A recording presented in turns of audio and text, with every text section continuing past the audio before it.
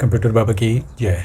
Video number 19 में आज हम बात करेंगे क्रिप्टो करेंसी की और इससे जुड़े विषयों की, जैसे कि ब्लॉकचेन, बिटकॉइन, ये सब क्या होता है। और अंत में ये भी बात करेंगे कि क्या क्रिप्टो करेंसी में पैसे लगाना बुद्धिमानी है। देखिए, शुरुआत करते हैं इस बात से कि करेंसी क्या होती है। करेंसी यानी मुद्रा। अब हमारे देश की करेंसी है रुपया, अमेरिका की है डॉलर, ब्रिटेन की है पाउंड। तो इस तरह हर देश की अपनी करेंसी होती है जिसको उसका सर्वोच्च बैंक, जैसे भारत का रिजर्व बैंक ऑफ इंडिया है, वो उसको इशू करते हैं, जारी करते हैं, उसका पूरा प्रबंधन करते हैं और निगरानी भी करते हैं। अब कुछ करेंसी ऐसी भी हो सकती है जो कि कोई देश नहीं चलाता हो। जैसे अगर आप जो डिजिटल वॉलेट हैं, जैसे पेटीएम है, गूगल पे, फ़ोन पे, ये सब आपको टोकन देते हैं या कभी कुछ कूपन देते हैं, पॉइंट देते हैं। बड़ी कंपनी है अमेज़ॉन, फ्लिपकार्ट वगैरह, ये भी आपको पॉइंट्स देते हैं अगर आप ज़्यादा चीज़ें इनसे ख़रीद लें तो जो इनके पॉइंट्स, टोकन वगैरह होते हैं, ये इनका जो अपना तंत्र होता है उसके अंदर ये एक करेंसी की तरह काम करते हैं। जो एक क्रिप्टो करेंसी है, इसके दो हिस्से हैं। एक तो मुद्रा की तरह काम करती है, यानी कि लेन देन में इसको पैसे की तरह उपयोग किया जा सकता है। दूसरा क्रिप्टिक, ये अंग्रेजी शब्द से बना है। क्रिप्टिक का मतलब छिपा हुआ, छद्म। तो इस करेंसी की एक खासियत ये है कि इसमें जो आप लेन देन करते हैं वो दुनिया से छिपा रहता है। इसमें ज़रूरी होता है कि इसमें जो भी लेन देन हो इस करेंसी में वो बिल्कुल सुरक्षित हो और उसको कोई देख नहीं सके। तो इसके लिए इसमें दो तकनीकों का उपयोग किया जाता है। एक तो होता है क्रिप्टोग्राफी। क्रिप्टोग्राफी और जगह भी उपयोग होती है, यहाँ पर तो इसका ये बहुत ही मजबूत एक स्तंभ है। क्रिप्टोग्राफी में क्या होता है कि कोई चीज़ लिखी जाती है एक गुप्त तरीके से, जिसको किसी पासवर्ड या पिन या की, चाबी से ही खोला जा सकता है। तो क्रिप्टो करेंसी में क्या होता है, जब आप कोई लेन देन करते हैं तो वो जो ट्रांजैक्शन होता है, वो जो सौदा होता है, उसका पता केवल आपको रहता है और जिसने किया होता है उसको पता रहता है। और आपके पास कितनी करेंसी है और आपने कितनी दी ली, इसका पता केवल आपको तब चल सकता है जब आप उसमें वो की या वो पिन जैसा बहुत बड़ा पिन होता है उसका उपयोग करें। दूसरी इसमें जो तकनीक का जिसका उपयोग होता है वो होती है ब्लॉकचेन। ब्लॉक और चेन। ब्लॉक क्या होता है, जब आप कोई ट्रांजैक्शन या सौदा करते हैं तो एक रिकॉर्ड बनता है। ये रिकॉर्ड, कुछ रिकॉर्ड्स जमा होते हैं, फिर इनका एक ब्लॉक बना दिया जाता है, यानी कि एक सेट। उसको आगे कर दिया जाता है, नया ब्लॉक बनता है, उसको आगे कर दिया जाता है, नया ब्लॉक बनता है, क्योंकि आगे चलते रहना है। और इसमें जो ब्लॉक बनते हैं वो एक ब्लॉक के बाद दूसरा होता है। इसका फ़ायदा क्या होता है कि जैसे पहला ब्लॉक अभी तक चल रहा था, उसमें आपने कुछ किया, अब एक नया ब्लॉक बन गया, तो अब आप वापस जाके वहाँ कोई आप भूल सुधार या कोई कट्टा पेटी कुछ नहीं कर सकते। तो इसकी वजह से बहुत सुरक्षित हो जाता है, क्योंकि ये ब्लॉक एक के बाद एक आते हैं और एक दूसरे से जुड़े रहते हैं। तो इसको ब्लॉकचेन तकनीक या ब्लॉकचेन टेक्नोलॉजी कहते हैं।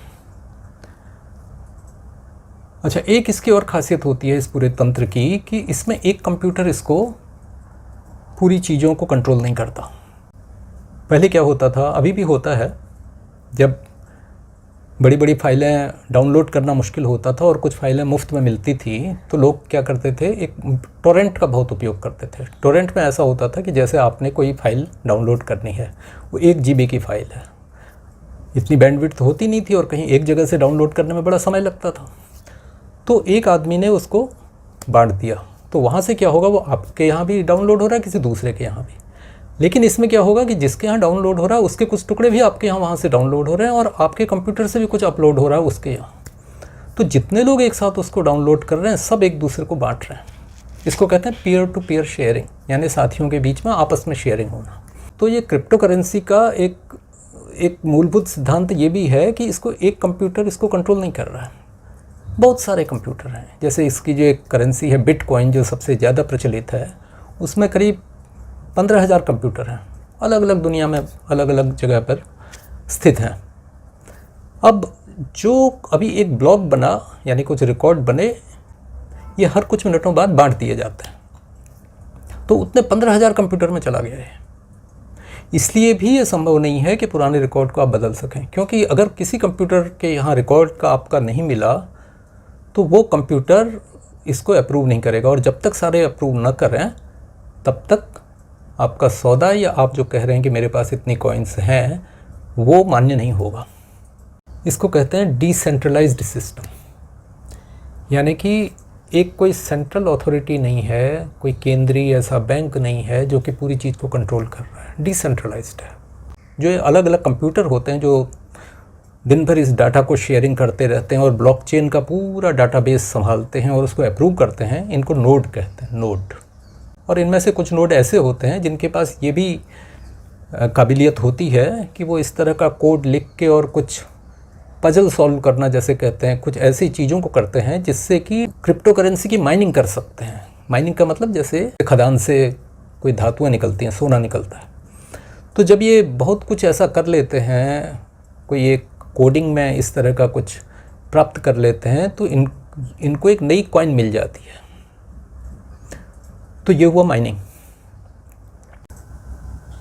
देखिए, वीडियो देखते रहिए, पूरा आनंद लीजिए, सब चीज़ें सीखिए, आपको सही जानकारी यहाँ मिलेगी। उसके बाद आप अगर कोई चीज़ समझ नहीं आ रही है तो कमेंट करके पूछिए, लेकिन चैनल को सब्सक्राइब करना मत भूलिए। सब्सक्राइब करेंगे तो जो और वीडियो आते रहेंगे वो आपको मिलते रहेंगे।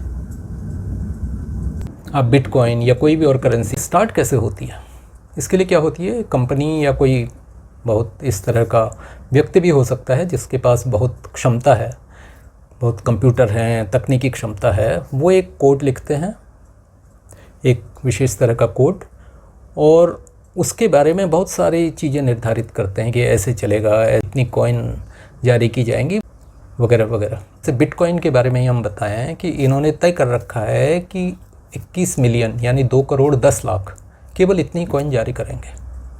और अभी तो जो माइनिंग है बहुत ही कम हो रही है, 2040 में आखिरी होगा। अभी करीब इसके 1 करोड़ 90 लाख के करीब कॉइन है और 2040 जाते जाते ये 2 करोड़ 10 लाख हो पाएंगे।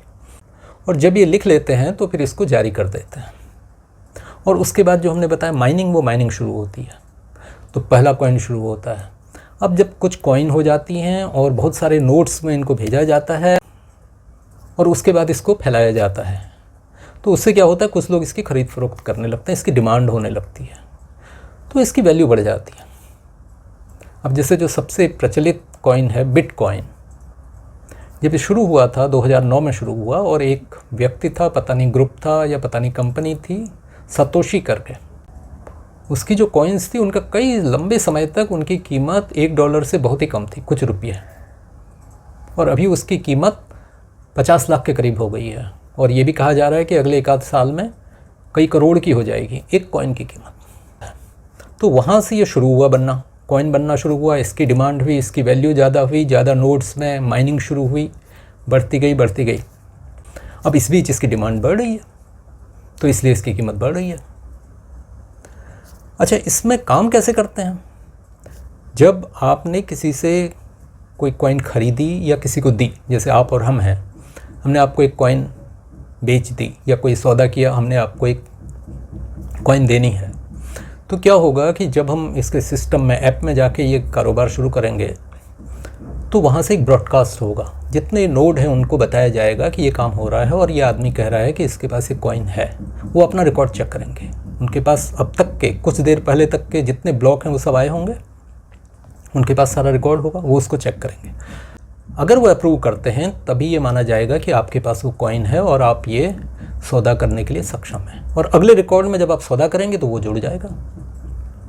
ये रिकॉर्ड वगैरह तो सब पब्लिक होता है, लेकिन आपने क्या ट्रांजैक्शन किया, किस किस के बीच में हुआ, ये चीज़ें बिल्कुल छिपी रहती हैं। तो हमने बहुत सारे टर्म्स का उपयोग इसमें कर लिया है, तो एक एक करके उनको जल्दी से रिवाइज कर लेते हैं, और कुछ नए टर्म्स भी बीच में आ जाएंगे।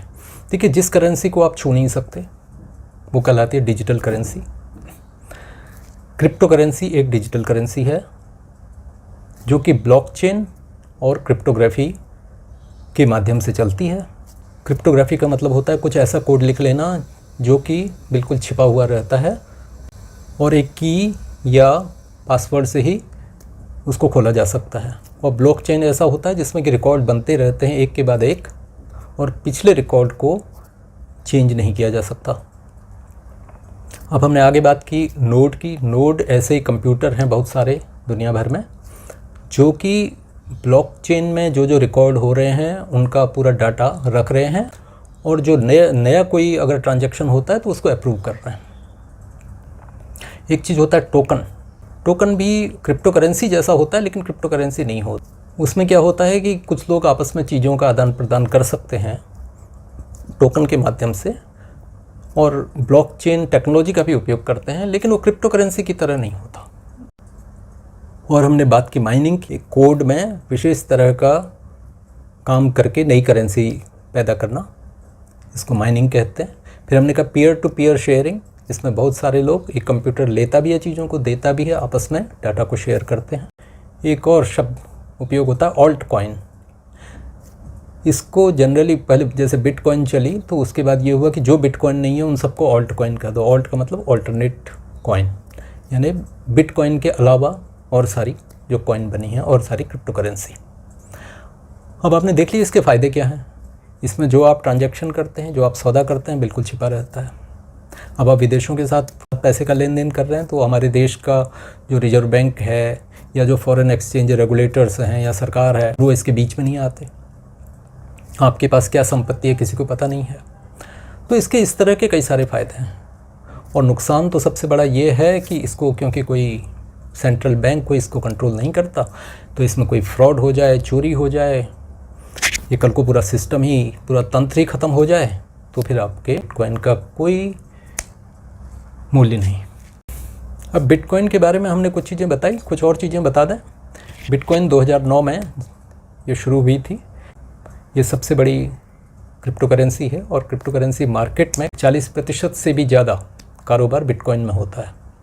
ये जो सोने का सिक्का जैसा दिखता है ऐसा, ये सही में केवल उसको दिखाने के लिए है कि ये कोई चीज़ है जिसकी बहुत कीमत है, इसको ना आप छू सकते हैं। बस ये तो केवल एक लेजर की एंट्री है जो बहुत सारे कंप्यूटरों में ब्लॉकचेन प्रणाली के माध्यम से कहीं पर रिकॉर्ड की हुई हैं। इनके जो ब्लॉक होते हैं वो करीब 1 MB साइज के होते हैं। उसमें करीब 4000 ट्रांजैक्शन या सौदे रिकॉर्ड होते हैं एक ब्लॉक में, और हर 10 मिनट में इस ब्लॉक को सारे नोड्स के पास भेज दिया जाता है। एक देश एल सल्वाडोर को छोड़ के किसी भी देश ने इसको एक करेंसी की तरह नहीं अपनाया है, लेकिन ये वैध है। भारत में पहले रिजर्व बैंक ऑफ इंडिया ने 2018 में इस पर कुछ प्रतिबंध लगाए थे, बाद में सुप्रीम कोर्ट ने वो प्रतिबंध हटा दिए, तो फिर उसके बाद से आप बिटकॉइन या कोई भी और करेंसी में सौदे कर सकते हैं, उसको जमा कर सकते हैं, लेकिन इसको एक उस तरह की वैध मान्यता नहीं है जैसे रुपये को है। तो इसलिए आप किसी को बाध्य नहीं कर सकते कि मैं तो बिटकॉइन में ही तुम्हें ये चीज़ खरीदूँगा या बेचूँगा। आप बिटकॉइन या कोई भी और करेंसी का उपयोग सबसे ज़्यादा कहाँ हो रहा है? शुरू में इसका उपयोग तो करने लगे जो लोग छिपा के पैसों का लेन देन करना चाहते थे, जैसे कि अपराधी लोग, इंटरनेशनल सिंडिकेट जो होते हैं, जो डार्क वेब में काम करते हैं। उसके बाद क्योंकि इसकी मान्यता बढ़ी तो इसका उपयोग अब बहुत सारे बड़े होटल और बड़े कारोबारी भी इसको लेन देन के लिए उपयोग करने लगे हैं, और कुछ लोग इसको पूंजी की तरह भी रखने लगे हैं। जैसे पैसा लगाते हैं ज़मीन में या और जगहों में, तो बिटकॉइन में भी पैसा लगाते हैं, और इससे बहुत लोगों का बड़ा फ़ायदा भी हुआ है। क्रिप्टो करेंसी को लेके आपके दिमाग में कई सारे और सवाल होंगे, उनके भी हम कुछ उत्तर देने की कोशिश करते हैं। एक तो कितनी क्रिप्टो करेंसी इस समय दुनिया में होंगी? वैसे तो हज़ारों क्रिप्टो करेंसी अभी तक जारी हो चुकी हैं, लेकिन कुछ ही उनमें से जिनका कि ज़्यादा ट्रेड या सौदा होता है। जैसा हमने बताया बिटकॉइन इनमें सबसे ऊपर है, कुछ और करेंसीज के नाम हम साथ में दे रहे हैं। एक प्रश्न ये है कि आजकल इसके बहुत ऐड निकल रहे हैं, बहुत ऐप वाले कहते हैं कि आप हमारे यहाँ अकाउंट खोलिए, हम आपको 100 रुपये बिट करेंसी मुफ्त में देंगे। तो इस 100 रुपये की बिट करेंसी कैसे मिलेगी, जबकि इसकी कीमत तो 60-70 लाख रुपये से भी ज़्यादा है। इसमें क्या होता है कि जैसे एक रुपये में 100 पैसे हो सकते हैं, यानी दशमलव के 2 स्थान तक रुपये के भाग किए जा सकते हैं। तो बिटकॉइन को दशमलव के 8वें स्थान तक इसके हिस्से किए जा सकते हैं, यानी कि एक बिटकॉइन के 10 करोड़ हिस्से किए जा सकते हैं। तो जब आपको 100 रुपये बिट करेंसी में कोई दे रहा है तो इसका मतलब 0.000 कुछ उतना बिट करेंसी का टुकड़ा आपको दे रहा है। एक प्रश्न ये भी उठता है कि क्या किसी क्रिप्टो करेंसी के दामों को बढ़ाया घटाया जा सकता है, कोई मैनिपुलेट कर सकता है इसको। ये थोड़ा मुश्किल काम है, लेकिन कभी कभी ऐसा हो सकता है। बिट करेंसी के केस में जबकि इतना बड़ा इसका साम्राज्य हो चुका है, इसमें भी कई ऐसे मौके आए हैं। एक तो एक टेस्ला कंपनी है जो बड़ी महंगी कारें बनाती है, उसका जो मालिक है एलन मस्क, उसने एक बार कह दिया कि हम अपनी कारों के व्यवसाय में बिटकॉइन का उपयोग करने लगेंगे, तो इसकी कीमत बहुत बढ़ गई। फिर उसने बाद में कह दिया कि नहीं हम तो ऐसा नहीं करेंगे, तो इसकी कीमत घट गई। बहुत सारे बिटकॉइन के जो नोट्स थे उनको चलाने वालों ने एक पूल बना लिया।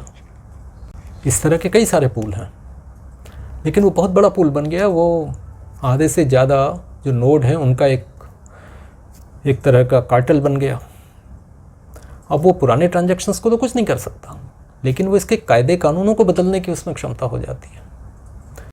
फिर उन लोगों को जो कि नोड को चलाते हैं उनको ही लगा कि ये तो पूरा सिस्टम ध्वस्त हो जाएगा, तो उन्होंने फिर आपस में मिल बैठ के ये किया कि कोई भी पूल ऐसा नहीं बनेगा जिसमें कि 30% से ज़्यादा लोग एक साथ जुड़ जाएं। तो इसलिए मैनिपुलेट करना, और विशेषकर बहुत छोटी करेंसी जो अभी नई हो रही हैं उनको मैनिपुलेट करना संभव है, लेकिन जैसे जैसे ये ज़्यादा फैलेगी तो ये थोड़ा मुश्किल हो जाएगा। एक प्रश्न है कि हम बिट करेंसी में सौदा कैसे करें। इसके लिए कई सारे ऐप आपको प्ले स्टोर में मिल जाएंगे। आपको ऐप में अपना अकाउंट खोलना होता है, वो कुछ वेरिफिकेशन करते हैं, उसके बाद आपके बैंक के साथ भी उसको जोड़ देते हैं। तो जितने की आपको बिट करेंसी चाहिए उतने रुपये आप उनको देंगे, वो कुछ कमीशन लेते हैं और आपको बिट करेंसी मिल जाती है। और आजकल तो इसके बहुत सारे एक्सचेंज भी हो गए जहाँ पर कि इनको ख़रीदा बेचा जाता है। विदेशों में तो कुछ जगह इसके ATM भी हैं। क्या बिट करेंसी में इन्वेस्टमेंट करना, उसमें पैसा लगाना क्या सेफ़ है और बुद्धिमानी है? देखिए, ये बहुत ही रिस्की सौदा है। तो ऐसी रिस्की चीज़ों में आप पैसा लगाने से पहले उसको आप पूरी तरह अध्ययन कर लीजिए। मोटे तौर पर कहा जाए तो ये बहुत रिस्क वाला सौदा है, क्योंकि इसको कोई सेंट्रल बैंक नहीं चला रहा है। लेकिन अगर आपको अध्ययन करने के बाद ये लगता है कि इस करेंसी की डिमांड आगे बढ़ेगी या सारी क्रिप्टो करेंसी की बढ़ेगी, क्योंकि दुनिया तो डिजिटल की तरफ जा ही रही है, अगर आपको ऐसा लगता है तो आप कुछ पैसा इसमें लगा सकते हैं।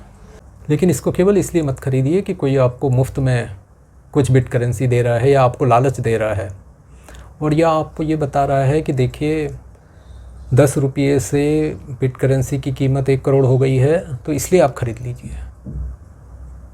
ये भी हो सकता है कि जब कोई 1 करोड़ में ख़रीदे और उसके बाद उसकी कीमत केवल 5 लाख रह जाए। तो आज के वीडियो में बस इतना ही। नमस्कार।